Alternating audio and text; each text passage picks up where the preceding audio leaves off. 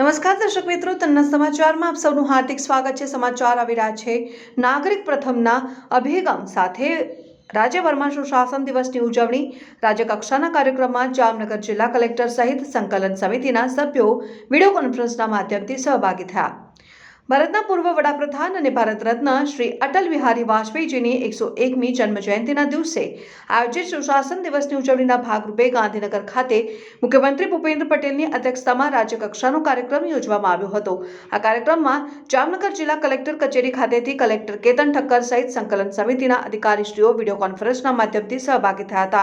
કાર્યક્રમમાં મુખ્યમંત્રીએ કર્મયોગી પ્રશિક્ષણ મિશનનો પ્રારંભ, ગુજરાત રાજ્ય બિનનિવાસી ગુજરાતી ફાઉન્ડેશનની વેબસાઇટનું અનાવરણ, digital ચેકબોર્ડ, QR code, Atal સ્વાંતઃ Sukhay યોજનાના વેબ પોર્ટલનો શુભારંભ કરાવ્યો હતો। કાર્યક્રમમાં ઈ-ગવર્નન્સ અને ડિજિટલ ઇન્ડિયા ટેકનોલોજી આધારિત સુશાસન માટેની નવી નીતિઓ પર ભાર મૂકવામાં આવ્યો હતો।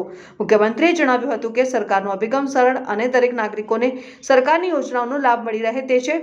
પૂર્વ વડાપ્રધાન ભારત રત્ન અટલ બિહારી વાજપેયીજીની જન્મ જયંતિ સુશાસન દિવસ નિમિત્તે ગુજરાત સરકાર લોકાભિમુખ વહીવટી થકી નાગરિકોના ઇઝ ઓફ લિવિંગને પ્રાધાન્ય આપીને વિકસિત ગુજરાતના નિર્માણ માટેની પ્રતિબદ્ધતા વ્યક્ત કરી છે। વિડીયો કોન્ફરન્સમાં ઉપસ્થિત તમામ અધિકારીશ્રીઓને જિલ્લા કલેક્ટર કેતન ઠક્કરે સરકારની યોજનાઓની માહિતી મહત્તમ લોકો સુધી પહોંચાડવા અંગે માર્ગદર્શક સૂચનો આપ્યા છે। કાર્યક્રમમાં અધિક નિવાસી કલેક્ટર શારદા કાથડ સહિત સંકલન સમિતિના સભ્યો અધિકારીઓ ઉપસ્થિત રહ્યા હતા। અહેવાલ હર્ષલ ખંડેરિયા, તન્ના સમાચાર, જામનગર।